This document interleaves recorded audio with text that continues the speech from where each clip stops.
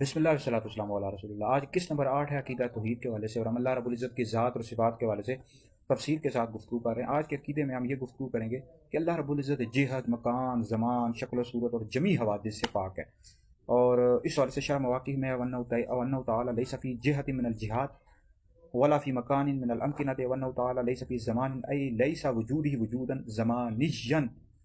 تو اس حوالے سے اچھا یہ اللہ رب العزت کو بعض لوگ کہتے ہیں کہ اللہ رب العزت حاضر ناظر ہے، جیسے دیوبندی وہابی اللہ رب العزت کو حاضر ناظر کہتے ہیں۔ تو میں ان کو چیلنج کرتا ہوں دیوبندیوں وہابیوں کو کہ اللہ رب العزت کے جو اسماء حسنہ اللہ رب العزت کے صفاتی نام ہیں ان میں سے حاضر ناظر دکھاؤ میں، کہاں اللہ رب العزت کا یہ صفاتی نام ہے؟ تو ہم دیوبندیوں وہابیوں کو چیلنج کرتے ہیں، یہ دیوبندی کہتے رہتے ہیں نا اللہ رب العزت کو حاضر ناظر کہہ سکتے ہیں، نبی کریم علیہ السلام کو یہ کہتے ہیں نہیں کہہ سکتے۔ تو میں ان کو چیلنج کرتا ہوں کہاں ہے اللہ رب العزت کا صفاتی نام؟ اور یہ اللہ رب العزت کے شیان شان بھی نہیں ہے۔ حاضر کا مطلب کیا ہوتا ہے؟ حاضر ہونے کی جگہ، ناظر آنکھ کے ڈیلے کی سیاہی، یا المنجد پڑھو، مختار السیاح پڑھو، جو لغات کی کتابیں اس میں کیا لکھا ہو ان کا مطلب۔ تو اللہ رب العزت کے شیان شان، ہمارے اکابرین علیہ السنت نے اللہ رب العزت کو حاضر ناظر کہنے سے منع کیا ہے، اگرچہ کہنے والا کافر نہیں ہوگا، لیکن جیسے کہ فتاوی شامی میں یا حاضر یا ناظر لیسا کفر، لیسا بکفر، یہ کفر نہیں ہے، یکفرو لیسا یکفرو، یہ کفر نہیں ہے، لیکن یہ ہے کہ منع ہے۔ بعض علماء نے اس کو ناجائز بھی کہا ہے۔ ہمارے کابرین علیہ سنت نے لکھا ہے کہ اس کی جگہ آپ اللہ رب العزت کو بولیں اللہ رب العزت شہید ہے، بصیر ہے، علیم ہے، قدیر ہے، لیکن ہر جگہ موجود ہے اور حاضر ناظر اللہ رب العزت کے شیان شان نہیں، اور اللہ رب العزت کے اسماء صفاتی میں سے نہیں ہے۔ یہ جو بندی اور وہابی اللہ رب العزت کو حاضر ناظر کہتے ہیں، یہ اس نفی کرنے کے لیے کہ نبی کریم علیہ الصلوۃ والسلام حاضر ناظر ہیں، حالانکہ نبی کریم علیہ الصلوۃ والسلام کو حاضر ناظر کہہ سکتے ہیں۔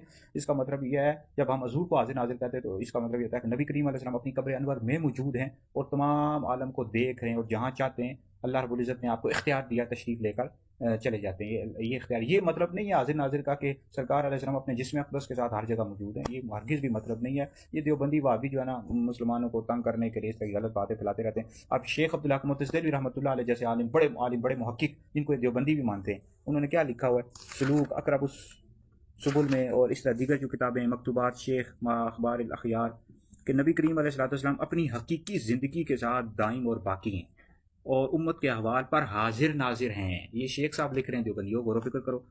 اور حقیقت کے طلبگاروں کو جو آپ کی طرف متوجہ اس کو فیض بھی پہنچاتے ہیں، ان کی تربیت بھی فرماتے ہیں، اور اس میں نہ تو مجاز کا شائبہ ہے نہ تعویل کا، بلکہ تعویل کا وہم بھی نہیں۔ اب دیوبندیوں کے سامنے اس طرح کی بارات پیش ہوتی ہے نا کہ حضور علیہ السلام حاضر ناظر ہیں جی، امت کے اکابرین لکھتے رہے تو اس میں تعویل کرنا شروع کر دیتے ہیں، کہتے ہیں جی شیخ صاحب یہ مراد ہوگی، یہ مراد ہوگی، اور اس طرح تعویل نہیں کر سکتے۔ شیخ صاحب کہتے ہیں حضور حاضر ناظر ہیں، پھر یہ حدیث نہیں پڑھی قبر میں نبی کریم علیہ السلام کے متعلق سوال ہوگا۔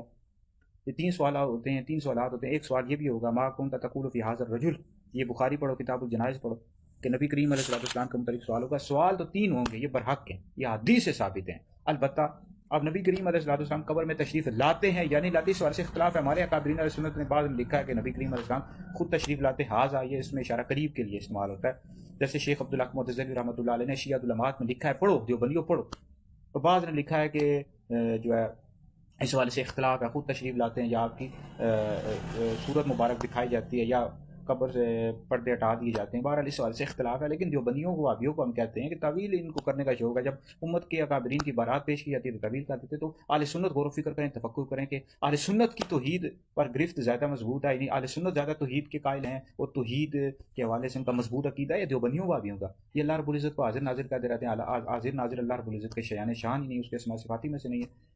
اور نبی کریم علیہ السلام کو حاضر ناظر بالکل کہہ سکتے ہیں، لیکن حضور علیہ السلام اپنی قبر انور میں موجود ہیں اور تمام عالم کو دیکھ رہے ہیں، یہ مطلب ہے۔ یہ نہیں ہے جو وہابی دیوبندی پھیلاتے رہتے ہیں، کہتے ہیں جی یہاں بھی حاضر ہیں تو تم صوفے پر کیوں بیٹھے ہو، حضور علیہ السلام اگر موجود ہیں یہاں پر، یہ ہمارا عقیدہ ہی نہیں ہے۔ حاضر ناظر کے حوالے سے پہلے تفسیر کے ساتھ اکابرین علیہ سنت کے عقائد پڑھو، پھر تمہیں پتہ لگے گا۔